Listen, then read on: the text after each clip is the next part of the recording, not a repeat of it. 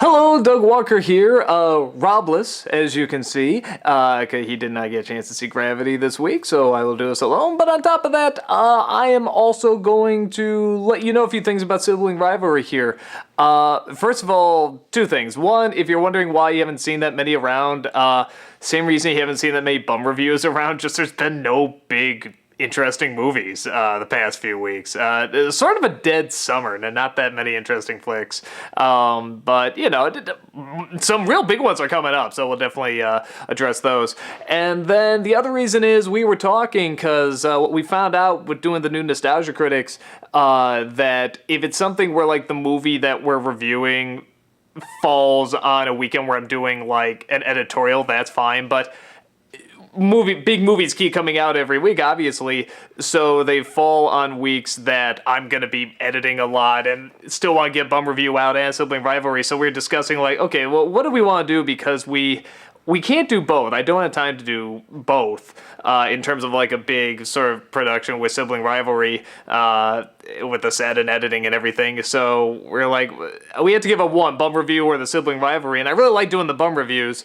But then Rob brought up a good point. He says, well, why don't we just do vlog style? Why don't we just do sort of what we've been doing actually majority of the time? We'll just do it without the set and without all the bells and whistles, and people seem to like that fine. So we're going to keep doing it. We're going to keep doing Sibling Rivalry. We're just going to keep it simple and, just we can always manage just to put a camera in front of us and talk. We're good at that. So you'll still see those coming. It just won't have all the bells and whistles like what you saw with the last one with the Despicable Me one. But we'll still make good use of that stuff. Don't worry. A lot of that stuff is going to the game show now, so don't worry about that. So yeah, just a heads up, Sibling Rivalry is still going on.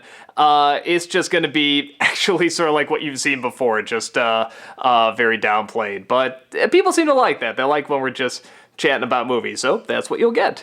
With that said, this is Gravity. Saw this on IMAX and 3D, and man, was I glad I did that. We came in and we sat, we came in like a half hour early, and, like, theater was already packed like shit, so of course, what's left, like, the second from the front row, okay, let's do it. And we still got a center seat, that's nice, but it's second from the front row in the friggin' IMAX, like, the best seat you could have had in the house for that movie, because this is a film, all the stuff you're hearing about it, in terms of, like, how breathtaking a lot of it is, really is true. If you see this on IMAX in 3D and actually sit close, you feel like you're in fucking space. It's just unbelievable how much this creates this atmosphere and how much you just feel like you're with these astronauts. And take that out of it. How's the rest of the film? For the first maybe 40 minutes, for me anyway, I kind of forgot I was watching a film. I was just in it. I was just in space with these people, and it's shot in a way where it's very flowing, it's very close to these people, they try to very much capture their point of view, and it's very much an experience. And Sandra Bullock sort of plays the every woman up there trying to get back home. George Clooney plays sort of the supportive astronaut trying to help, and astronaut number 3 dies. I don't think I'm giving anything away with that. I mean, it's like, you can't know going in, oh, who's that guy? We can't really see a close-up of his face at all. Oh, well, he's dead. So I don't think that's any big reveal. And it's really amazing. Like I said, the first 40 minutes, you really feel like you're in this place, you're with the astronauts, and it's really unbelievable. After that, you sort of start to become more aware of your seat and that you're in a theater, and the dialogue gets a little bit more movie-ish, and the situations get a little bit more movie-ish, but it's still a good movie. It's done well. So I'm not gonna fault it at all, like, oh, why couldn't you be this unbelievable experience all the way through? It's like, no, the fact that they could get the first 40 minutes where I just feel like I'm in friggin' space. I mean, good God, there's people now paying to go into space. It's like, just pay to see Gravity in the front row with 3D glasses. It's like, it practically feels like the same thing. So it's very, very impressive.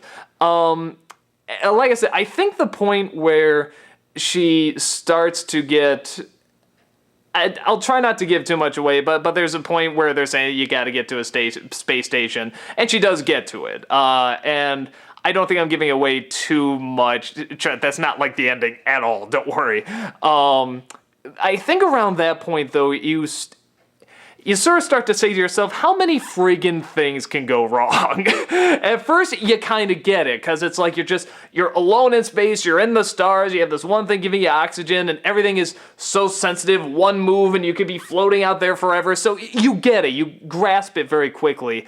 But then when you get to the space station, kind of from then on, it becomes a little, the universe hates Sandra Bullock.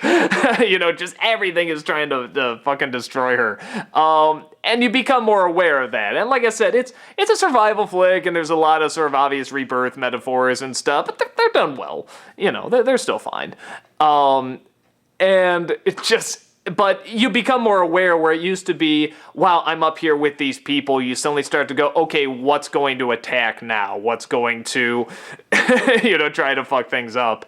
But like I said, that's the nature of the movie. I think it just did the first 40 minutes or so unbelievably well that when it gets to the part that, oh, now we're in a good movie as opposed to an experience, for me anyway, I could notice it, but I still really enjoyed it. The dialogue near the end gets, again, a little movie-ish.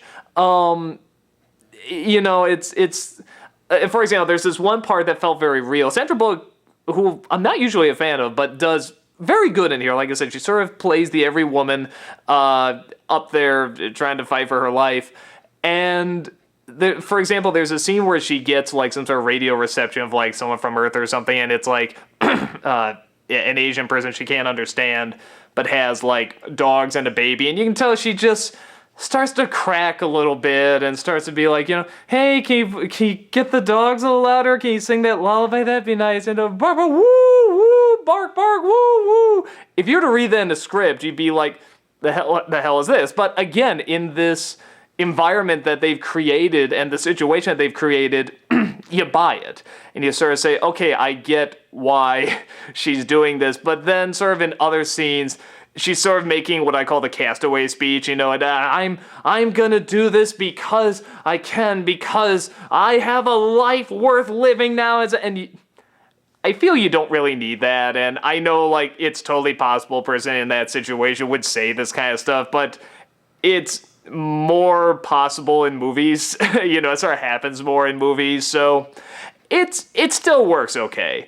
I think if I had one other, I don't want to say like it's a downside, but again, maybe a hint distracting, is that George Clooney's a little too fucking charming watching this. There's just, and I get he's supposed to be sort of like, the callback to, hey, focus, do your job, let's survive, let's get out of here and stuff. But I mean, does this guy ever break a sweat? Does this guy ever get concerned about anything?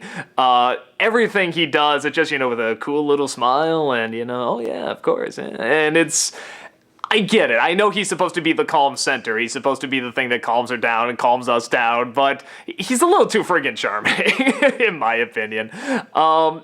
He still does good, though. I mean, he's totally passable. But every time I saw George Clooney. There was never a time I'm like, oh, I'm looking at this astronaut who has this life. No, it's always George Clooney. Sandra Bullock, I saw, someone really trying to survive, really trying to, do everything she can to get back home. And I really bought it. And like I said, for someone that hasn't been a huge Sandra Bullock fan, like I don't hate her or anything, I just haven't gotten into her stuff. I was impressed by this. I thought she did a pretty good job. Even during the hokey moments, I thought, with the hokey dialogue, she pulls it off pretty good. So, yeah, I say people who would not like it, I would probably say anyone looking for like twists in turns or a lot of character development. This is not that kind of film. This is very much an experience movie. So I don't want to say like 2001 because there's not as many like, whatever. There's not quite as much like symbolism, though there is, but you don't, even if you don't acknowledge the symbolism. You can follow the story fine, where in 2001, it's like the symbolism takes over the story, and, which is great. I love 2001, but it's definitely an experience movie. It doesn't dive into these people's lives too much because they want to make it feel like you're this person up in space. And they do a nice balance. They're not totally blank slates. They still do have backstories. They're very cleverly shown. They talk about it to sort of keep their sanity and so forth. So it's a good balance, but I would say if you're looking for this was such an incredible story that every second threw in a new twist, a new turn, something you never thought of.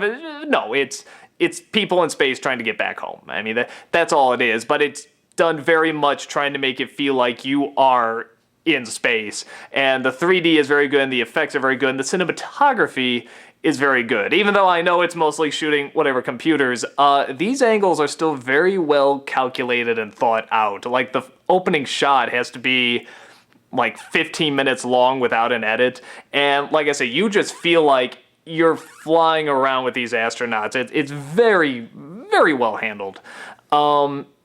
I say people who would like it, anyone looking to feel like you're in space, looking to feel like, you're going to be that you want to be up there. It is kind of a heart-pounding film, but it's not to a point, let me put it this way, it's not a film where all you're looking at is Clooney and Bullock just floating against stars. It's not that. There are things to get to. There are obstacles to overcome. So it's not just looking at stars.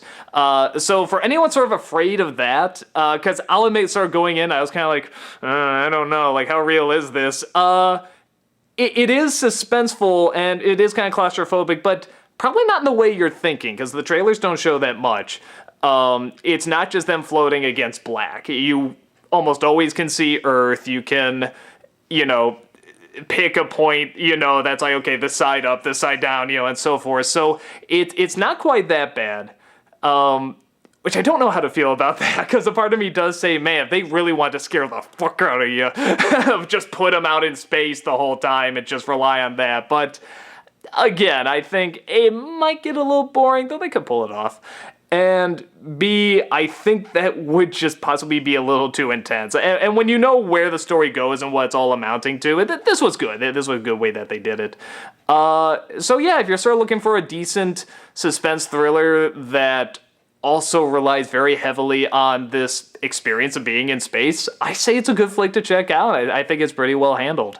So yeah, that's about it. A lot of big movies coming up this fall and this winter. I was looking at the list. I'm like, wow, why didn't these come out in summer? So I'm excited. I'm excited to see new films coming out, and you'll see more sibling rivalry, and you'll see more bum reviews, all that good stuff. So lots of good things coming your way, and we will see you there. Take care.